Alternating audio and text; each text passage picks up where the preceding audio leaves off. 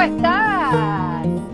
Bien, ahí Bien. te veo, perfecto. Ay, sos una genia. Armaste el vivo vos, te conectaste vos, yo me uní. Impresionante. Cállate, Impresionante lo tuyo. explicate todo. Si te dijera, mira, hoy cuando hice el vivo, que me dijiste, estás haciendo una prueba de vivo, hoy cuando hice el vivo fue porque nada más vi una cosa que decía, ¿y querés transmitir en vivo? Dije, acá, esta es la mía para probar. Y después no lo encontré más. Tocaste, tocaste el botón, estás perfecta, se te ve perfecto, tenés linda luz, linda compañía por ahí atrás. Sí, sí, me están ayudando. Maravilloso. Están los nazarenos acá. Ay, No me la bueno. aguanto. Yo siempre, Me parece muy barra. bien que estén ahí los nazarenos. Yo después al final iba a pedirte que me cuentes un poco de ellos. Guada, ahora la gente se está uniendo, son las 19:02 recién, ahí te están saludando un montón. Yo nunca estuve abajo, así que estoy chocha que me tapen las letras a mí, que a vos se te vea la cara. Porque sí, porque siempre tiene que iniciar el que invita, pero viste que la providencia mucho Ay, mejor. no sé qué pasaba hoy, que no había forma, no sé. No sé, nunca me pasó, muy raro. Muy raro. Bueno, ¿querés que haga una pequeña introducción y empezamos? Dale, ¿Eh? dale, Rosario. Dale. Guada, si llega a haber cualquier problema de conexión o lo que fuera, nos hablamos por WhatsApp. Yo también tengo la tablet acá con el WhatsApp Sí, porque viste que no sabemos, nunca sabemos. Bueno, yo para lo los tengo que no acá. la conocen, la hermana Guadalupe, que primero te quiero agradecer un montón que nuevamente estés con nosotros. La tuvimos en Neirico hace un par de años presentando tu libro, no me acuerdo qué año fue, pero estuviste Creo que presentando tu libro ahí que se llama Volverán las Palomas. Yo voy a basar esta entrevista en ese libro. Es un libro maravilloso. La historia que cuenta es una historia que, sobre todo, tiene muchas citas muy ricas. Yo hoy le decía a Guadalupe cuando estaba queriendo preparar la entrevista, le digo, no sé por dónde cortar, porque tiene tanta riqueza para aplicar además a nuestras vidas, que vamos a tratar de ir directo al grano y la voy a dejar hablar a ella. La hermana Guadalupe nació como Jimena Rodrigo, es la mayor de 5 hermanos, nació en San Luis. Ella dice que nació respirando la fe, como el aire que respira, digamos, en su casa. Sus padres fueron un gran testimonio de fe y sobre todo de entrega, de vivir tranquilos y dejarse llevar por las manos de Dios cada vez que tuvieron que hacerlo. Eh, el libro de Guada lo escribió justamente con una hermana mía, no la estoy entrevistando porque lo hago con una de mis hermanas, que es Mili, mi hermana más chica, eh, sino porque es un libro en el que ella cuenta un poco cómo fue su vida, que ahora te lo voy a preguntar a vos, cómo fue sus 20 años de misión en Medio Oriente. Estuvo en Egipto, estuvo en Tierra Santa y estuvo en Siria. Y el libro, justamente, la riqueza de ese libro es sobre la experiencia de vivir con alegría, eligiendo sonreír, eligiendo tener fe, eligiendo disfrutar las pequeñas cosas de cada día, eligiendo esforzarse, a pesar de que ninguno de los que estaban con ella ahí, ni los de su comunidad ni los propios sirios, sabían si iban a llegar al final del día con vida, ¿no? Pero yo no quiero contar nada, quiero que lo cuente ella. Hay muchos conceptos rescatados del libro de Guada que a mí me gustan, que aplican mucho, salvando las distancias, lo voy a decir muchas veces, ¿no? Pero que aplican mucho a nuestra situación de pandemia, sobre todo la importancia de la familia como sostén y como apoyo en las situaciones límites.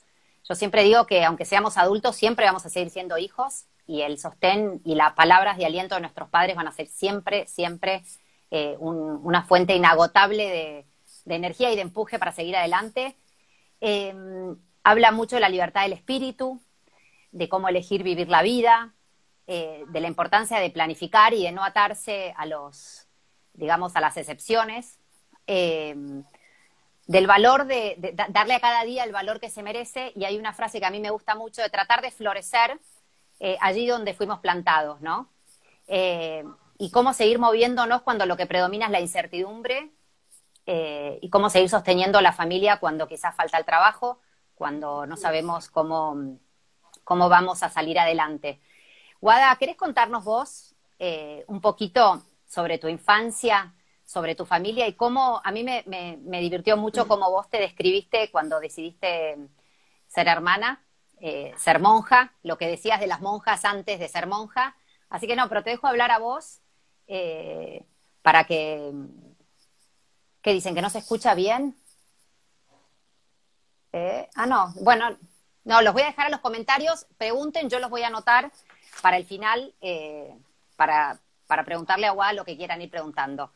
Pero primero quiero que cuentes vos un poquito de tus comienzos. Bueno, sí, así tal cual como lo cuento en el libro, tuve una infancia muy feliz, hermosísima, ¿no? La mayor de 5 hermanos. Yo fui siempre muy sargentona con mis hermanos, como la mayor que era, pero éramos muy unidos, aunque nos peleábamos, éramos muy unidos. Realmente tengo recuerdos hermosísimos y sobre todo el haber respirado la fe desde chiquitos, como lo digo también en el libro, ¿no?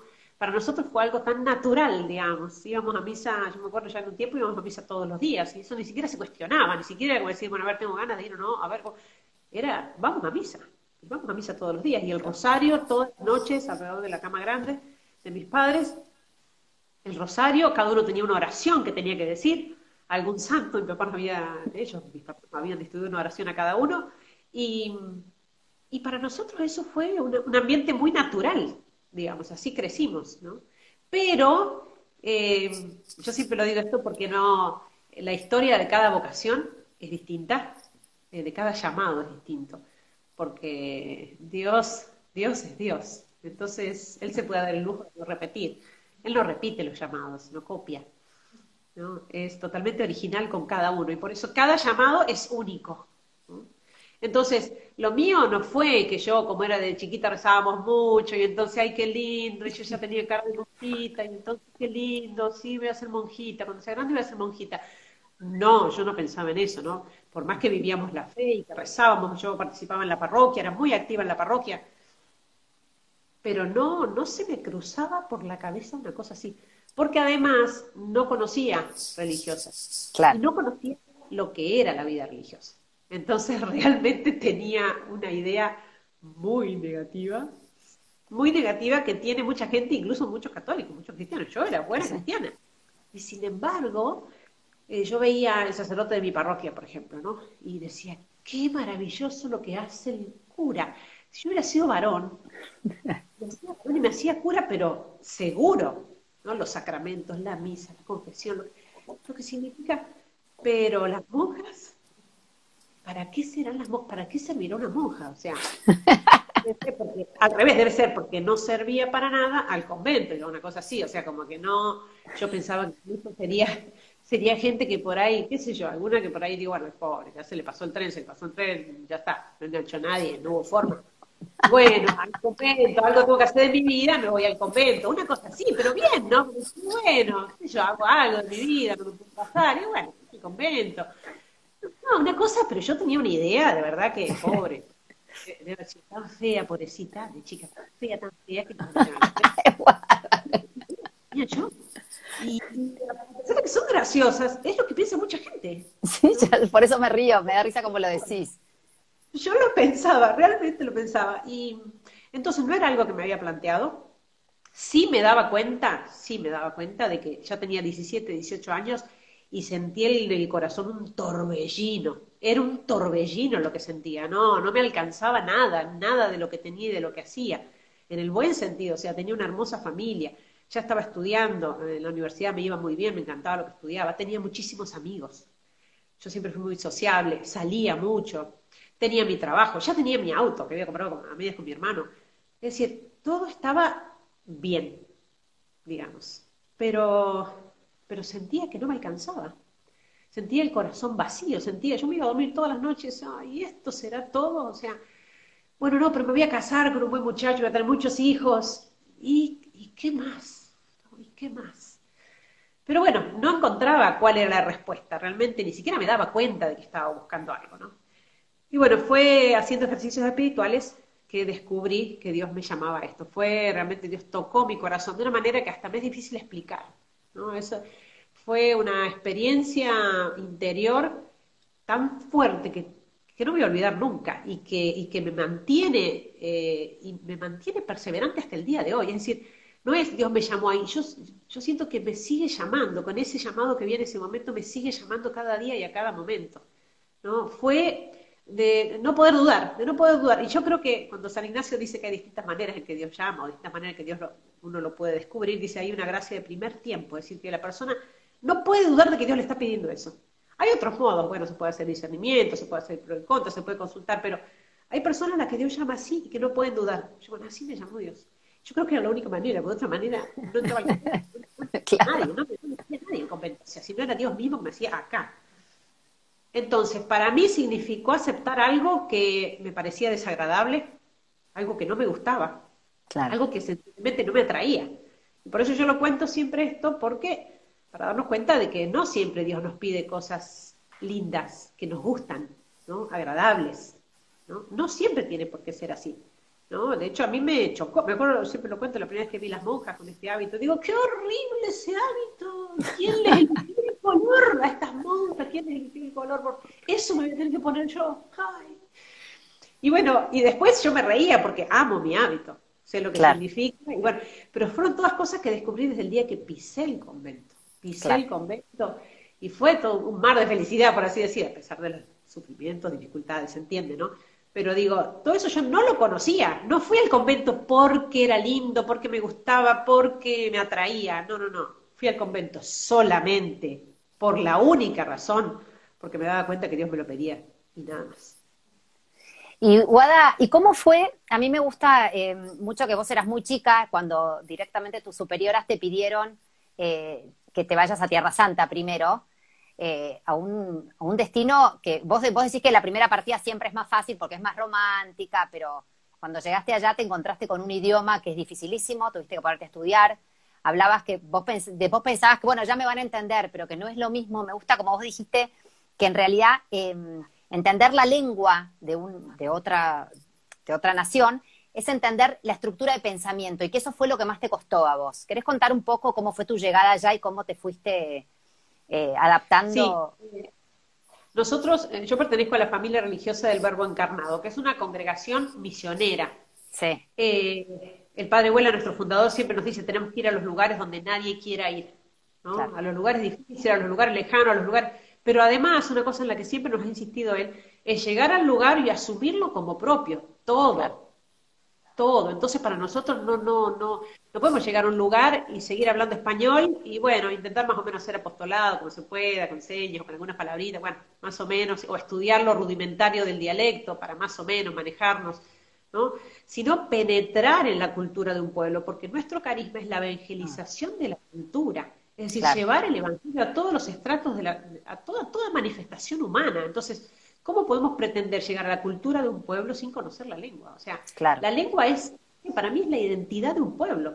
Uno estudia la gramática árabe y entiende la cabeza de los árabes de alguna claro. manera, ¿no? Sí, Es así, estudiando la gramática. Y por eso para nosotros nos ayudó muchísimo el hecho de dedicarnos durante años a estudiar, porque es un idioma muy difícil, se pone a la altura del chino, muy complicado, una gramática realmente muy densa, eh, que lleva mucho tiempo a estudiar, ¿no? Y que además es una lengua, la lengua literaria, muerta, por así decir, porque es lo que uno utiliza para leer y escribir, no para hablar.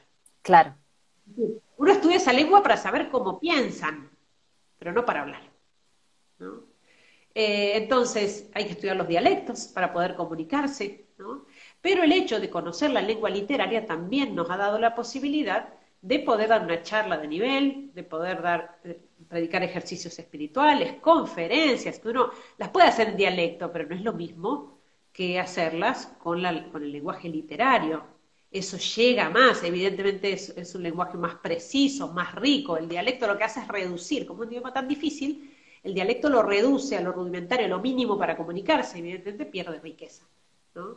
Entonces, para nosotros fue muy importante el estudio de la lengua y a mí, personalmente, me encantó el árabe, me encantó. Yo no puedo decir, o sea, no soy buen parámetro porque a mí me encantó la lengua. Y entonces, cuando uno va a estudiar una lengua, yo creo que, no sé, el 70% para aprenderla es que, acá está el profesor de inglés, nuestro profesor de inglés, 70% es que te guste la lengua. Claro, Y el otro 30% un poco, bueno, ponerle, bueno, con las tareas, con los deberes, con el estudio, pero no sé, 50%, no sé, 60% que te guste. Entonces a mí el árabe me encantó, lo estudié con muchísimo gusto y realmente aprendemos nosotros en la misión a tomar todo como propio, a aprender a comer lo que se come ahí, y a hacerse el estómago para lo que venga, queda lo que venga. probar todo, qué rico, qué bueno, sí, quiero más. No, no, no, decías que no tenías que decir qué rico y comer todo, pues si no te servían más, te servían más. Eso lo contás en el libro. Mejor es dejar un poquito para que no te pongan más en el plato. Eso lo dijiste y yo me reí. A las que uno se acostumbra, ¿no? Claro. Realmente, porque eso es parte de las costumbres, las tradiciones de cada pueblo. Y si uno va ahí y sigue comiendo su comida argentina y con sus modos Claro. argentinos y con su música argentina y con su... Y bueno, es muy difícil penetrar en un pueblo así, ¿no? Y llegar a Guada, estar en uno. y en un momento, ahora voy a volver para atrás para preguntarte unas cosas. Vos decís que la situación en Egipto fue, a vos lo que te llamó la atención, que es el pueblo que más pobre es, si querés, pero el que más alegre, ¿no? Y en el prólogo de tu libro, Monseñor Ibrahim Salameh, no sé cómo se pronuncia, porque yo no sé, dice, habla de ustedes, las misioneras, donde habla de la alegría como una cualidad humana extraordinaria y absolutamente necesaria, y dice que Dios en realidad no quiere santos tristes. Y eso es algo que me llamó mucho la atención a lo largo de todo tu libro, que vos siempre decís que a pesar de todas las situaciones complejas, vos te divertías, vos estabas alegre, y hablas de una alegría interior, ¿no? Que es la auténtica alegría. Quiero que nos cuentes un poco ese concepto. Yo realmente me hiciste divertir aún en las situaciones más drásticas y creo que eso es una virtud enorme. ¿Me escuchaste? Ay, A ver, no, ¿me sí. escuchaste? Bien, ahí está, Ahí estoy, ahí volvemos. acá Ahí volví. volvemos. Pero te No, yo no, entendí. dale, no, te Sí. quería preguntar eso para que vos cuentes, por un lado, ¿por qué decís que es el pueblo árabe más alegre? ¿Y por qué, y qué esta cualidad de la alegría de la que habla Monseñor, si para vos es un tema que tenés que trabajar y esforzarte o lo llevas internamente de verdad? Bueno, eh, empiezo por esto último. Hay cuestiones que evidentemente son temperamentales en cada uno. Hay personas más proclives a estar alegres y hay personas más proclives a estar tristes. Y eso no significa nada en el fondo, porque en definitiva el que está alegre porque lo hace temperamentalmente, o porque le viene con el temperamento, de última es menos meritorio que aquel que es más inclinado a la tristeza y sin embargo sonríe y se esfuerza por sonreír.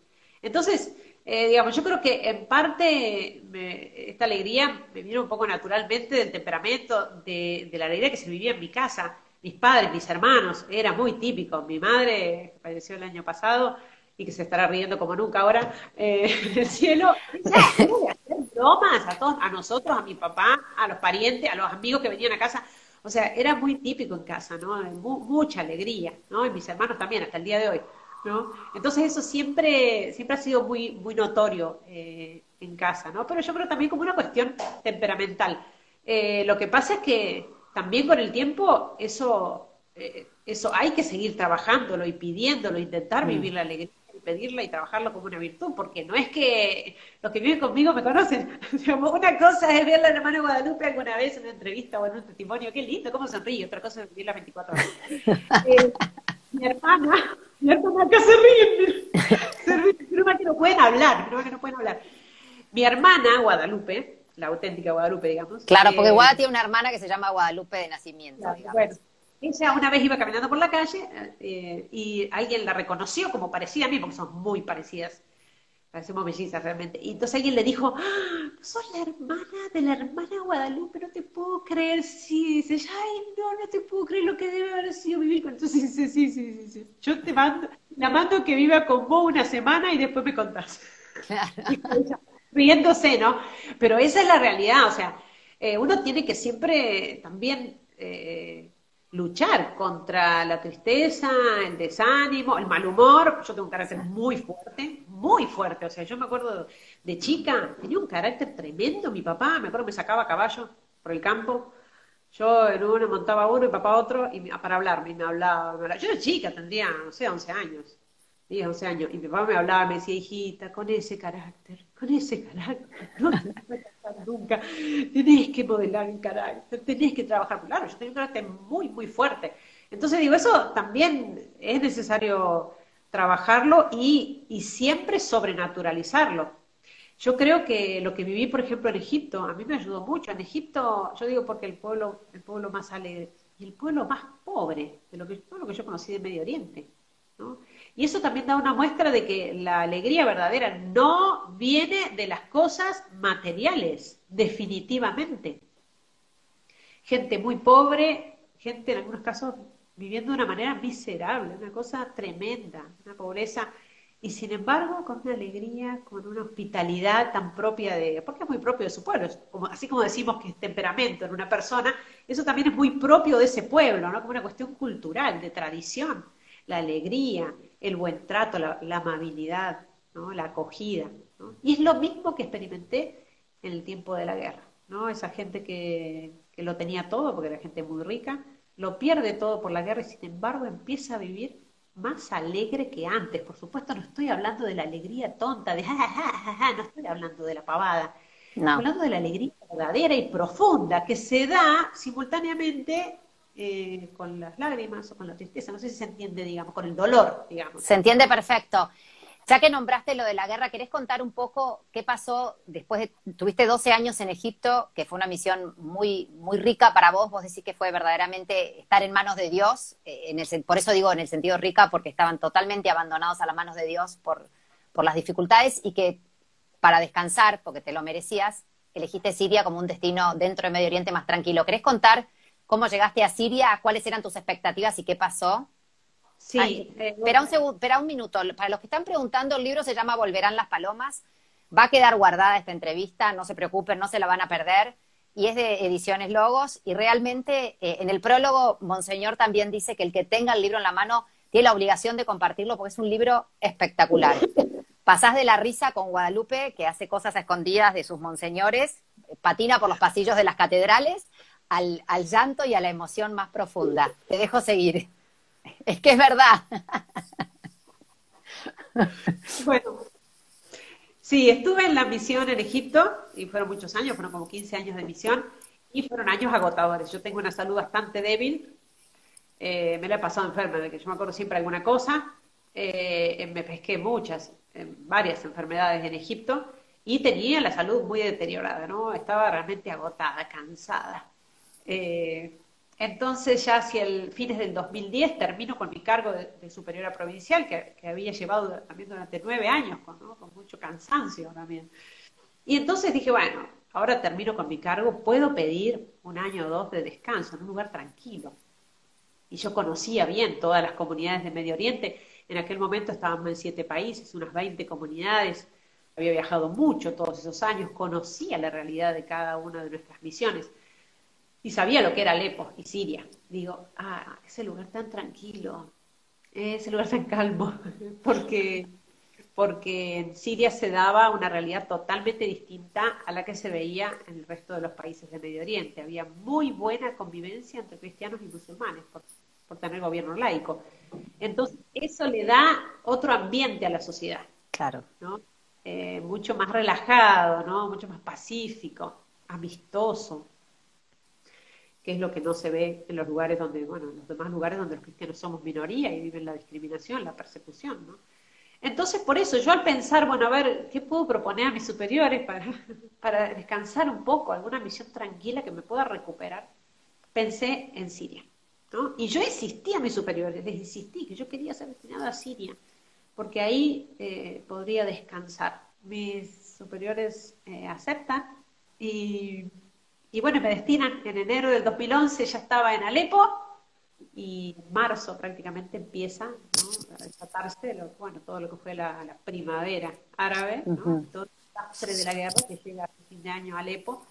Y bueno, que cambia totalmente las circunstancias y incluso hasta la propia intención de mi destino allí, Claro. ¿no?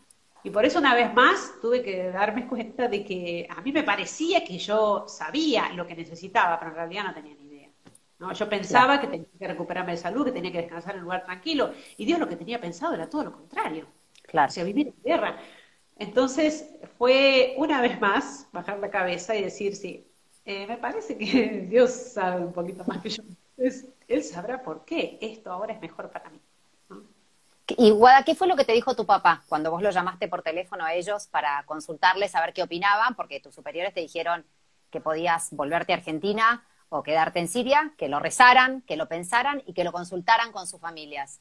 A mí me Sí, pareció, la carta que te manda tu papá es, bueno, Sí, yo hablé con ellos, ellos sabían cómo estaba la situación, porque cuando nos comunicábamos, vía Skype nos comunicábamos, cuando podíamos, cuando había internet, ellos escuchaban los bombardeos, los tiros, los cañonazos, o sea que era una situación que ellos conocían bien. Incluso había momentos en que había una explosión y caía la comunicación, y ellos por varios días no volvían a tener noticias. Lo último que habían escuchado era una explosión, se había cortado la llamada, ellos no sabían si yo estaba viva, hasta que Claro. volviera a llamar, ¿no? O sea que era realmente heroico lo que ya estaban haciendo. Entonces, bueno, fue preguntarles a ellos, porque yo por mi parte había visto claro que Dios me quería ahí. Yo me daba cuenta porque no tenía miedo, que va a ser rarísimo. Yo no tenía miedo, no tenía, nunca tuve miedo en la guerra en Siria, ¿no? Entonces para mí era una de las señales, una de las tantas señales por las cuales Dios me mostraba que me quería ahí. Entonces hablé con ellos, les dije, bueno, yo pretendo quedarme, ¿ustedes qué opinan? Mi papá me dijo, y mira, has estado con esta gente hasta ahora y los vas a abandonar cuando más te necesitan. Te tenés que quedar ahí. Así significa dar la vida, te tenés que quedar ahí, porque además, si no, mijita, esto es muy lindo, misionera, misionera, y cuando se empieza a poner difícil la cosa ya te querés volver. No, no, no, usted tiene que estar ahí. Y me dijo al final, además, no pretendo competir con Dios. Eso me Él impresionó te mucho. cuida, Él te cuida allá mejor de lo que yo te puedo cuidar acá. Para mí fue, esas palabras no me las voy a olvidar nunca, mi mamá al lado, por supuesto, digamos, hablando por su boca, por la boca de papá, porque los dos eran uno en esto, siempre lo fueron, y el apoyo de mis padres fue siempre importantísimo, no toda la vida, pero en la misión fue una cosa impresionante realmente para mí. Guada, y vos contás, hay una frase que dijo tu mamá que yo la tengo, creo que me gustaría, la voy a leer para que no, cuando vos después, ahora volvemos sobre la guerra porque te quiero preguntar unas cosas puntuales, pero en un momento vos decís que a los 2 años más o menos podés salir de Siria y venís de visita, y estando en tu casa escuchás que tu mamá hablaba con una empleada que trabajaba en su casa y que la empleada le dijo, claro, usted qué suerte tiene, pues tiene tanta fe que sabe que no le va a pasar nada porque Dios la cuida. Y que tu mamá le dijo, sí, en realidad tengo fe, no en que no le vaya a pasar nada, sino que en que lo que le vaya a pasar va a ser lo mejor para todos, porque Dios sabe lo que es lo mejor para ella y para nosotros. Eh, Ahí me quedé sin palabras cuando... Mi mamá, en ese momento cuando yo vine, que vine por un mes y medio, dos, mi mamá ya, mi mamá ya estaba enferma, Mm. ¿no? Es decir, que ella con todo derecho me podría haber dicho, bueno, mira, suficiente, has estado 15 años afuera, 17 años afuera, podrías quedarte conmigo y acompañarme, ¿no? Me lo podría haber dicho. O al menos me podría haber dicho, mira, no estoy bien de salud, podrías evitarme una angustia quedándote, ¿no? Eh, entonces yo se lo pregunté directamente una vez, mamá, pero seguro que no te angustio demasiado si vuelvo a la misión. Seguro que no te angustio. Y ella me dijo, lo que me, lo que me angustiaría a mí y a tu padre es que alguno de nuestros hijos muera definitivamente en su alma, es decir, se condene. Claro. Eso es lo que nos angustiaría. Pero en definitiva, si te pasa algo en la guerra y tenés que morir en la guerra, en definitiva se trata de la muerte del cuerpo, me dijo, ¿no? Por eso el apoyo de mis padres, incluso yo ahora he sabido algunas cosas que me ha contado papá ahora y que mi Claro. mamá ni siquiera me contaba, ¿no? De cómo lo sufrían, ¿no? Así que bueno, yo creo que fue muy importante para poder Ahí perseverar. alguno uno de las oyentes puso que esto fue una misión en familia, que vos estabas allá y ellos acá, pero que fue una misión ¿Sí? en familia. Sí, sí, sí. Eh, Es que ellos cuando me escribían, ellos me decían, mis hermanos también, ay, ¿con qué gana largaría todo y ya estaría allá con vos? O sea, ellos estaban misionando allá conmigo, ¿no? De alguna manera. Y por eso cuando ya la cosa se puso difícil en casa, con problemas de salud y todo, ellos no me pidieron que vuelva, ¿no? Ahora, mi hermano, Ellos no te piden. cuando me dijeron que me tenía que quedar acá por un tiempo, cuando volví, y me dijeron que me iba a quedar acá por un tiempo, y yo avisé a mi familia, mi papá, la verdad que un poquito, tengo que decir que un poquito se entristeció. Vas a dejar Claro. la misión, ¿no? Y me acuerdo que mi hermano dijo, uy, ahora sonamos, ahora se viene acá, ahora se La arma vamos a tener acá, encima. no la dejen acá, la dejen acá, decía mi hermano, tremendo, tremendo. Bueno, después vamos a hablar de cuál es tu misión ahora, pero en realidad yo quiero que cuentes un poco cómo era, un día, para los que no leyeron el libro, me parece que está bueno que entiendan la dimensión de lo que vos viviste allá, el no tener luz en toda la semana, el no tener agua, el no tener comunicaciones, el no saber si te caía o no te caía un misil en la cabeza, en esto de que vos hablas mucho en el libro que al principio se paralizaron todos y que llegó un momento en que no podían vivir de la excepción y puertas adentro y que eligieron continuar con su vida. ¿De qué manera lo hicieron? La forma en que continuaron es lo que me gustaría que nos cuentes, ¿no? Sí, yo creo que la guerra les ayudó y nos ayudó a todos a redescubrir el sentido de la vida, el sentido de la vida, el sentido de la muerte, a valorar cada cosa. Yo creo que en Alepo uno podía morir en cualquier momento, pero vivíamos intensamente, cada día, cada momento, ¿no? Porque esa experiencia tan cercana con la muerte, tan cercana, o sea, los bombardeos eran permanentes, tiroteos, cañonazos, nosotros dentro de la casa incluso tampoco podíamos decir que estábamos al seguro, porque entraban balas por la ventana o caían misiles, proyectiles, o sea, uno podía morir en cualquier momento, en cualquier lugar, no había un lugar seguro. Entonces, ese contacto con la muerte nos daba como esta sensación de vértigo, ¿no? De decir, bueno, esto, a ver, estamos al borde de la muerte, ¿no? En cualquier momento me puedo morir, la vida es corta, es haber comprendido, haber saboreado así, de que la vida es corta, ¿no? Y es lo que yo siempre le repito en los testimonios, sobre todo cuando le digo a los jóvenes, le digo que para todos la vida es corta, para todos, no es que en Alepo la gente se muere, ¡uy, qué impresionante! En Alepo la gente se moría. No, toda la gente se muere, todos nos vamos a morir, en cualquier momento. Puede ser hoy para cualquiera de los 200 que estamos acá ahora escuchando esto. Entonces, la vida es realmente corta y uno se distrae fácilmente. Y entonces esta gente en Alepo lo que comprendió es que estaba perdiendo el tiempo y que estaban acumulando sus riquezas en el banco, sus propiedades, sus autos, olvidándose de que lo más importante, el alma, la tenían desatendida, enferma o muerta, ¿no? Entonces, descubrir eso fue descubrir el valor de cada día. Este puede ser mi último día. ¿Cómo lo quiero vivir? ¿No? Guada, vos vivías con estudiantes. Sí. Quiero que eso lo cuentes porque están hablando de los adolescentes y de los jóvenes y contar, la casa misionera que vos estabas ahí era una casa universitaria, para ponerlos en contexto. Sí.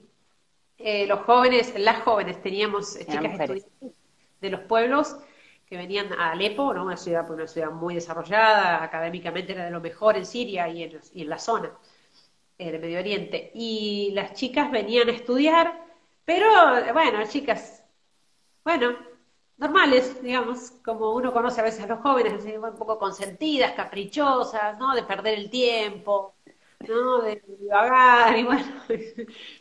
Y claro, llega la guerra y se dan cuenta de lo que significa un día de universidad, porque las universidades se cerraron, las escuelas y todo, después ellos pidieron reabrirlas, sabían lo que era un día de universidad, sabían lo que era poder rendir un examen. Yo siempre cuento, esa anécdota de cuando empezaron a correr la voz, en realidad no fue así, pero corrieron la voz de que el barrio nuestro estaba siendo tomado. Y entonces las hermanas avisaron a las estudiantes para que salieran corriendo. Nosotros siempre estamos preparados con una mochila para salir corriendo porque venían los terroristas. Vamos, rápido, que vienen los terroristas, toman el barrio, a salir. Y todas iban saliendo y una se vuelve a recoger sus apuntes. Y dice, ahora recoger los apuntes, tenemos pisándonos los talones los terroristas. Y ella dice, lo que pasa es que si estamos vivas todavía el lunes, yo tengo que dar un examen. Claro. O sea, ahí uno entiende lo que significaba para ellos, ¿no? Un día de clases, un examen. Y así estas jóvenes se graduaron, se recibieron, ¿no? Impresionante, hicieron toda su carrera durante la guerra y se recibieron con una constancia, una perseverancia, una fortaleza que no tenían. Entonces, era no solamente vivir la fe de manera que uno a veces piensa, bueno, qué fe que tiene esa gente, cómo reza, y después un desastre el resto de su vida. No, o sea, si yo soy firme en la fe, entonces soy firme en todo. soy un buen padre, soy un buen hijo, soy un buen estudiante, soy un buen empleado, soy un buen profesional, un buen ciudadano, ¿no? Y eso es lo que fue lo que les pasó a ellos.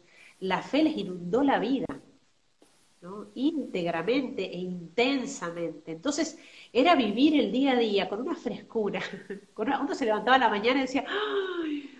¡Un día más! ¡Vamos! ¡Un día más! ¡Un día más! Y llegamos a la noche, bien, bien, terminamos el día. A ver mañana si amanecemos, ¿no? Así, día Eh, a día. y sentís que, salvando, por supuesto, las distancias, ¿no? Acá no hay bombardeos ni nada, pero yo lo veo con mis hijos adolescentes, el tema del estudio, de no poder ir al colegio, que antes, vos en tu libro contás que ellos, que antes los alepinos eran dentro de Medio Oriente, una sociedad bastante parecida en cuanto a consumismo y vida a la nuestra, y que Sí. un día sin colegio era saltar porque no tengo colegio, y que después lo empezaron a ver como, bueno, es un día más de vida. Y hoy, ¿sentís que hay algo? Pues yo lo veo con mis hijos, que se están muriendo. El otro día una de mis hijas me dijo, mamá, nunca estuvimos tanto tiempo fuera del colegio, ni en las vacaciones de verano. Muero por volver al colegio. O sea, entonces, como que digo, bueno, de todo se puede sacar algo positivo. Sí, yo creo que justamente estas situaciones tenemos que leerlas de esa manera, leerlas con los ojos de la fe y decir, bueno, a ver, por algo Dios está permitiendo esto, para mí, para mi familia, para mi país, para nuestra sociedad, para el mundo, por algo, ¿no? Entonces tenemos que sacarle provecho. Y ciertamente una de las cosas que uno se da cuenta es que cuando le empieza a faltar todo eso que tenía tan a la mano y que a veces no solamente no consideraba o no agradecía, sino que a veces hasta despreciaba, ¿no? O desaprovechaba, ¿no? Ahora al faltar eso, uno se da cuenta de la importancia que tenía. Por eso yo siempre lo cuento con los jóvenes allá o la gente allá, con el tema de la luz, con el tema del agua, cosas básicas, básicas. Y uno se da cuenta de lo que significa cuando ya no los tiene. Nadie va a venir a prender la luz y va a decir, ¡ay, qué felicidad, qué bendición de Dios que tenemos electricidad! Así, ¡ay, pobre hermanita! Se rayó, le agarró ¿qué le pasó, hermana? Pero es que lo tenemos todo y no aprendemos a valorarlo. Y entonces cuando nos empiezan a faltar esas cosas, ahí nos damos cuenta, ¿no? El tema del colegio, el tema de poder recibir los sacramentos, ¿no? Eso, Ahora, digamos, hoy también, sí, hoy también, el tema de no poder ir a recibir a los lo mejor sacramentos. A lo mejor uno ahora recuerda, uy, la verdad, cuántos domingos que yo pudiendo ir a misa me quedé porque, bueno, porque el día estaba lindo y Mm, estaba, no sé, en el parque, mm, o porque había una familia de visita, ¿cómo le voy a decir a la familia que se vaya? Yo dije, yo tengo que ir a misa, no, mm. no voy a dejar plantada a la familia, lo dejo plantado a Dios, no importa, pero no voy a dejar plantada a la familia. Y tantas cosas, tantos criterios que en definitiva son criterios mundanos y uno se da cuenta que desaprovechó tantas veces la Eucaristía, la misa, la confesión. La confesión. ¿Cuántas personas hay que me han escrito personalmente? Estoy esperando que se levante la cuenta. Ahora, gracias a Dios, ya se puede hacer. Confesarse. Estoy esperando poder ir a confesarme. Claro, es darnos cuenta de que estamos desaprovechando el tiempo y los medios que Dios nos da permanentemente para la Guada, felicidad de nuestra alma.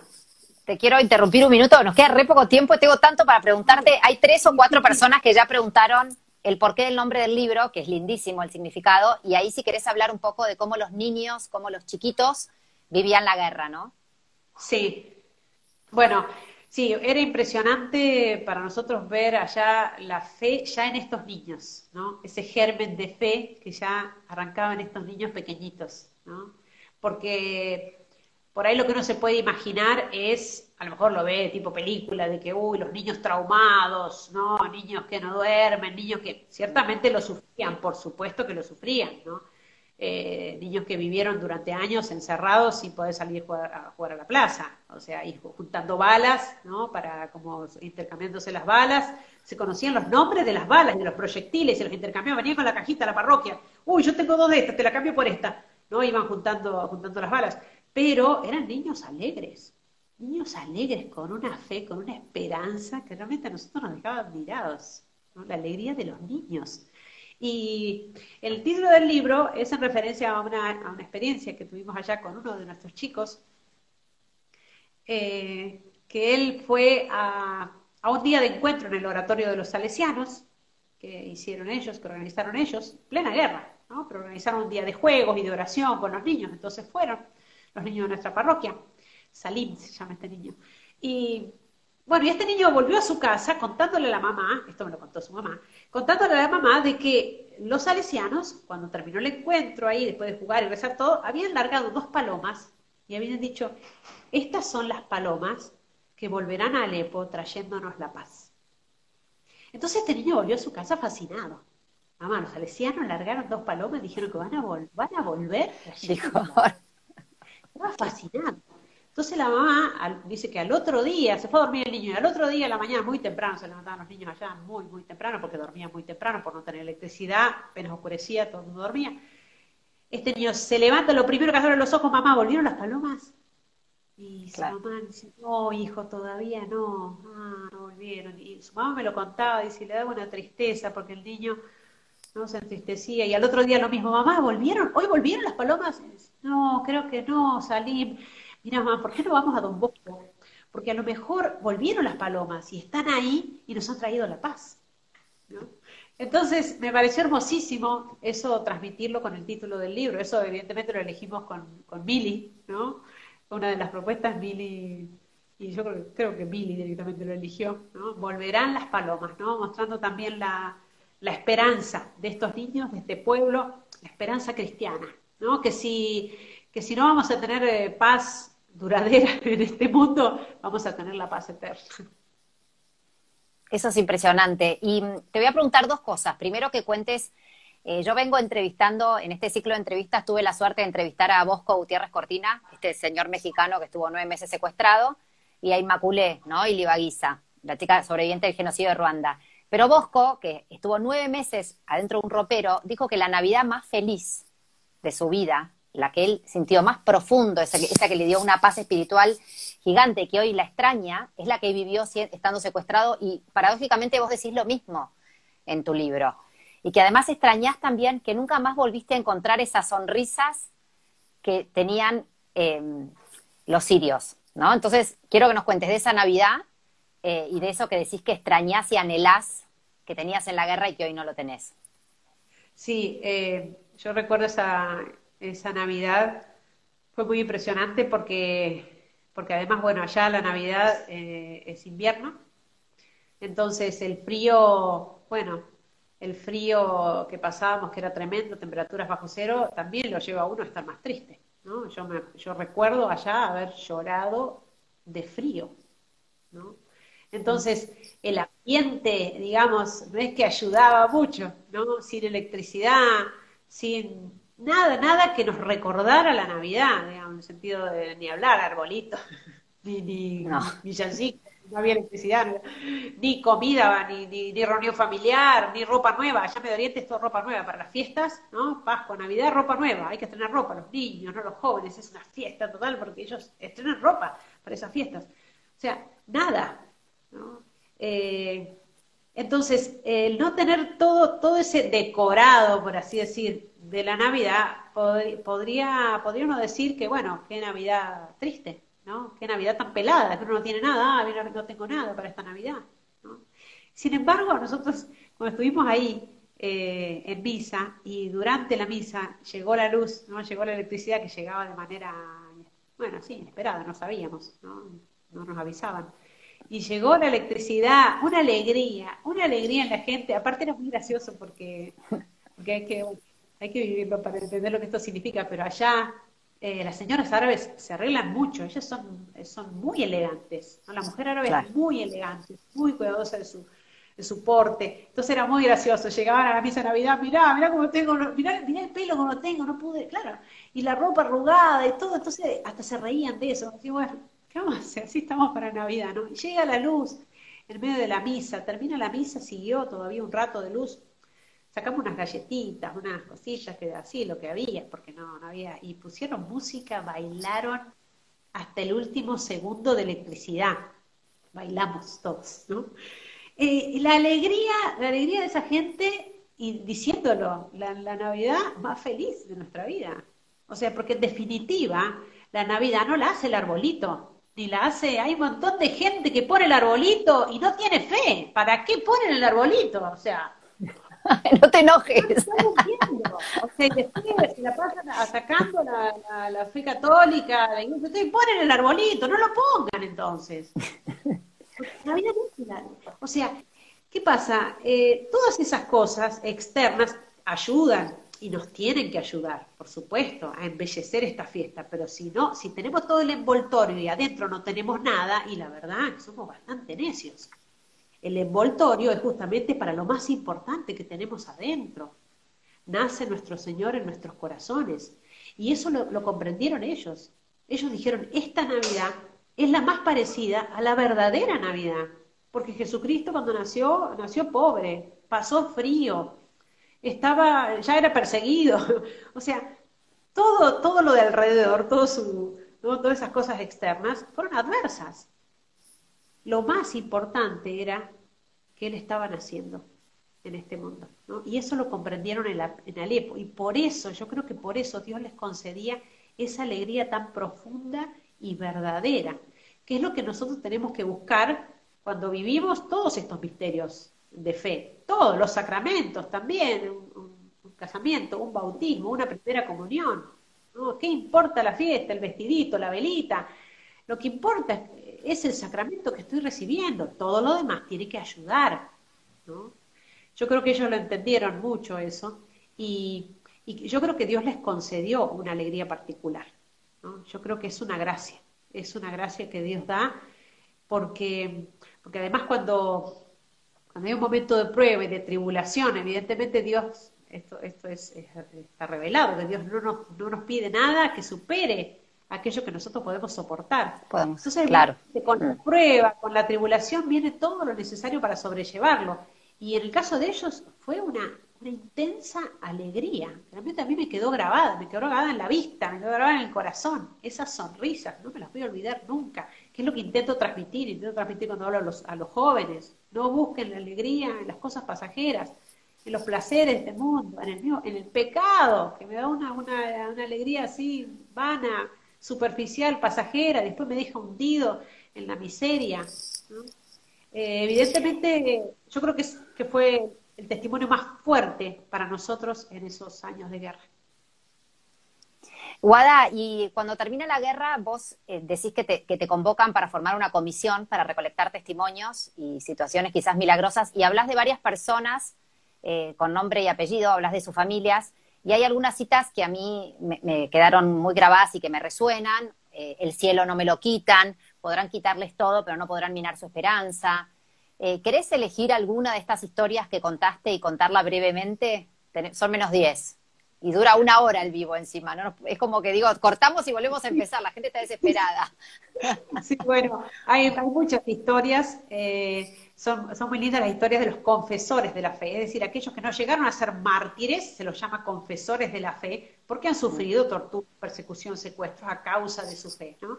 Y hay muchas historias así que pudimos recoger y de las cuales pudimos ser testigos de alguna manera porque lo escuchamos contar en primera persona, ¿no? Y recuerdo, por ejemplo, uno de un señor que fue secuestrado y encerrado, el hombre era asmático, fue encerrado con otros 30 musulmanes, ¿no? En realidad los terroristas utilizan esto también para conseguir el rescate, digamos, en dinero para armas, Bueno, entonces la cuestión es que este hombre es encerrado ahí y él me lo contaba, un hombre muy sencillo, muy sencillo, muy simple. Él me decía, me sacaban cada día afuera para hacerme un interrogatorio. Me ponían acá la ametralladora y me decían, o te haces musulmán o te matamos. Dice, y yo le decía, y la manera en que él lo expresaba, la verdad es una cosa fabulosa, porque él decía, y yo le decía, pero ustedes no entienden nada. Nosotros, allá hay una expresión en árabe que es como si uno dijera, acá en español dijera, a ustedes no les da, a ustedes no les da. Ustedes no entienden que no entienden que yo, a ver cómo se lo explico, que yo soy cristiano. Mi corazón pertenece a Jesucristo, no puedo hacer nada. Háganme lo que quieran. Y él cuando me lo contaba con esa sencillez, dice, y usted puede creer, hermana, me encerraban de nuevo. ¿Puede creer que al otro día me sacaban otra vez para preguntarme de nuevo lo mismo? Esta gente no entiende nada, esta gente no entiende. Y otra otra vez con la ametralladora acá, te vamos a matar a tu familia, pero hagan lo que quieran. Mi corazón pertenece a Jesucristo, ¿no? Este hombre era asmático, como digo, dice que muchas veces sufrió ataques de asma encerrado ahí en un lugar muy pequeño, sin ventanas, era verano. Dice que muchas veces se sintió morir, que ya no podía respirar más, caía al suelo, ya, bueno, se entregaba, parecía, bueno, ya, y dice, y yo rezaba, y de alguna manera, no sé cómo entraba aire, yo empezaba a respirar, me recuperaba. Dice, y no solo eso, no solo me pasó a mí, sino que cuando me tocaba dormir, porque ellos hacían turno, el lugar era muy pequeño, no podían acostarse todos, cuando me tocaba dormir a mí, los demás, musulmanes, los demás me despertaban en algunos momentos y me decían, arrodillate y rezale a tu Dios porque no podemos más. Y si yo me arrodillaba, rezaba y todo se aliviaba, ¿no? Y lo contaba, imagínense qué milagro. Y él lo contaba con una Es impresionante. sencillez, ¿no? Realmente admirable. Guada, ¿y querés contar un poco cómo tu misión de acompañar, ¿no? a estos cristianos perseguidos pasó a ser así como quien no quiere la cosa, porque un día te entrevistaron te hiciste famosa en la televisión pública y tu misión pasó salir a dar testimonio? Y sí, para que cuentes un poco cuál es tu misión hoy, qué estás haciendo. Guada está en el Perpetuo Socorro en Capital.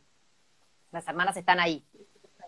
Sí, estoy en Buenos Aires. Sí, en realidad, como pasó tantas veces en mi vida, cuando yo tuve que volverme de la guerra, de allá de la misión, digamos, a fines del 2014, yo tampoco entendía por qué tenía que volverme, digamos. Mis superiores me dijeron que la situación en mi casa ya estaba muy complicada, ¿no? Los problemas de salud, en esos días fallecía un sobrino, bueno, muchas complicaciones y que me necesitaban realmente y yo tenía que volverme. Entonces esto a mí me cuestionó, digo, pero ¿cómo? A ver, si venía tan bien todo, yo estaba feliz en la misión y me parecía que esto es lo que Dios quería, y ahora me tengo que volver.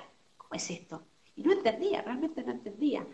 Y fue estando acá, apenas llegué, pero al poquito tiempo, incluso estando todavía con mi familia, acompañándolos y ayudándolos, asistiéndolos, que empezaron los pedidos de testimonio. Yo no entendía nada, o sea, no entendía qué era lo que estaba pasando. Porque se empezaron a multiplicar los testimonios de una manera que realmente yo creo que no tiene explicación. Yo creo que no tiene explicación, ¿no? No lo lograríamos ni los nazarenos ni con $1.000.000, ¿no? No lo podríamos hacer. La difusión, no, es que no se podría, esto lo hace Dios o no lo hace nadie más. Entonces, los pedidos de testimonio, yo ahí me di cuenta, yo una vez le dije a mamá, ay mamá, al final me vine para acompañarte, para ayudarte, y me la paso yendo y viniendo, viajando, y casi no estoy al lado tuyo. Y ella me dijo, lo que pasa es que es tan grande lo que traes y lo que tenés, no te lo podés guardar para vos, ¿no? Entonces yo ahí también comprendí, y también sobre todo lo comprendí cuando volví a Siria de visita, ¿no? Y cómo la gente allá, que ya conocía los testimonios, porque ellos nos siguen, aunque nuestras páginas sean en inglés, en español, ellos nos siguen, ellos saben sobre estos testimonios, sobre el interés que hay por apoyar la causa de los cristianos perseguidos. Entonces, ellos también allá me lo hicieron comprender, ¿no? Que yo tenía ahora otra misión, y era desparramar por el mundo todo eso que yo había vivido allá, ¿no? Y que era poco conocido, ¿no? Y por eso nosotros decimos, con el movimiento de los nazarenos que se formó, de laicos, ¿no? que apoyan la causa de los cristianos perseguidos, decimos, los nazarenos son los portadores de las gracias de los mártires.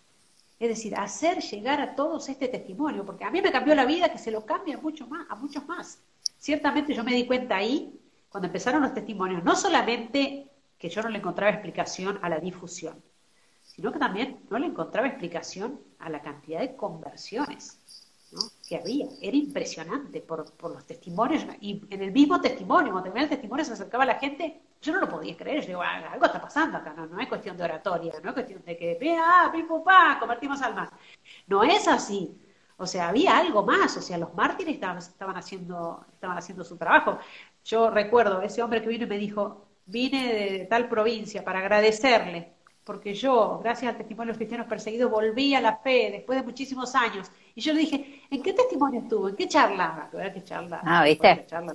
Esa larga que di en tal lado, en tal otro. Me dijo, no, vi una nota en un noticiero, en tal noticiero. O sea, una nota en noticiero que tiene 2 minutos y la recortan, con tal de así que no le aparezca nada parecido a nada trascendental, que Dios, que el cielo, tú, recortado, una nota de 2 minutos. Se convierte el hombre. Entonces, evidentemente, acá hay algo más, ¿no? Evidentemente, yo tenía preparado que los mártires transformen este mundo, ¿no? Y por eso yo ahora lo asumí como mi propia misión a cargo de los nazarenos, y es la misión que han asumido todos los nazarenos.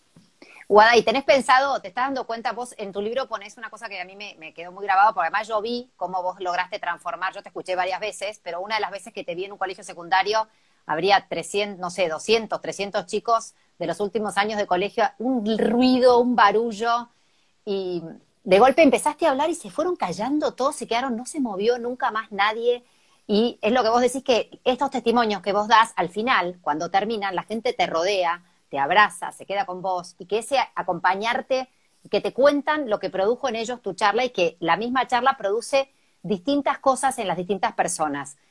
¿Estás pensando escribir? ¿Seguís escribiendo? Porque vos en Siria tenías tu diario, escribiste y gracias a eso pudiste... ¿Estás pensando escribir, atenta Mili, esta segunda etapa, esta parte de tu historia? Sí, en realidad me lo han dicho muchas veces, no es que yo lo he pensado directamente, me lo han dicho que Sí, tendríamos que escribir, y sí, o sea, estaría dispuesta a hacerlo, sí. Evidentemente el libro Volverán las Palomas tampoco fue idea mía, evidentemente fue gracias a la ayuda y el empuje de tantos que me persiguieron para que yo no creí para que lo hiciera. lo sé. Y creo que sí, que se podría hacer. Es mucho, eso fue como la primera etapa y esta es la segunda etapa, Esta es la todo lo que segunda. todo aquello, ¿no? Yo me acuerdo cuando volví a Siria de visita y abrazaba a la gente allá y fue tan emocionante porque yo les decía, yo les traigo todos los Claro. abrazos de todas esas personas que me abrazaron abrazándolos a ustedes, Es ¿no? llevárselos a ellos de vuelta. Entonces, sí, fue, digamos, es cierto que es una segunda etapa que yo creo que recién empieza. Guada, y las últimas dos cosas. Una parte de tu libro, el padre Romanelli cita un extracto del Génesis, donde habla de sea como sea, dice, volverán las palomas siempre después de la tempestad hacia el atardecer y traerán en sus picos el ramo de la paz.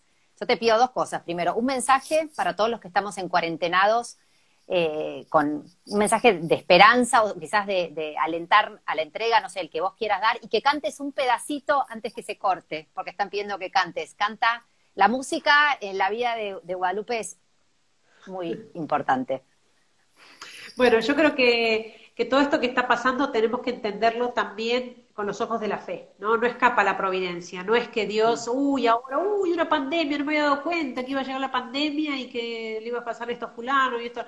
O sea, está todo pensado. Evidentemente que Dios no quiere el mal, ni el sufrimiento, pero lo permite, ¿no? Porque el hombre es libre. Lo permite y saca bienes, de los males saca bienes de una manera maravillosa. Entonces, nosotros tenemos que poder descubrir eso, tener mucha confianza en Dios, saber que todo esto está en manos de Dios, ¿no? No estamos ni en manos de los gobernantes, ni en manos de los que deciden esto, estamos en manos de Dios. Él es el que decide, ¿no? Y Él es el que tiene la última palabra. Y por eso tenemos que vivir este tiempo con mucha confianza, con mucha paz, aun cuando todo sea incertidumbre, incluso hasta desesperación, por los problemas económicos, por lo que significa el encierro, por todo lo que ya sabemos. Tenemos que poder sacar fruto de esto, reforzar los lazos familiares, ¿no? No sé cuándo, si alguna vez va a volver a pasar en la historia que la familia tenga que estar obligadamente reunida tanto tiempo. Hay que aprovecharlo. Y saber que, bueno, si vemos tan cerca la enfermedad, el sufrimiento, la muerte, significa que todos estamos cerca de eso. Entonces, a ponernos a pensar en las cosas importantes. A ver, ahora que tuve que parar todo y que por fuerza tuve que parar todo, bueno, a ver, ¿qué estoy haciendo de mi vida? ¿Estoy haciendo la voluntad de Dios o no? ¿Estoy preparado si esta noche me tengo que morir? Vamos a lo importante, porque esto se termina.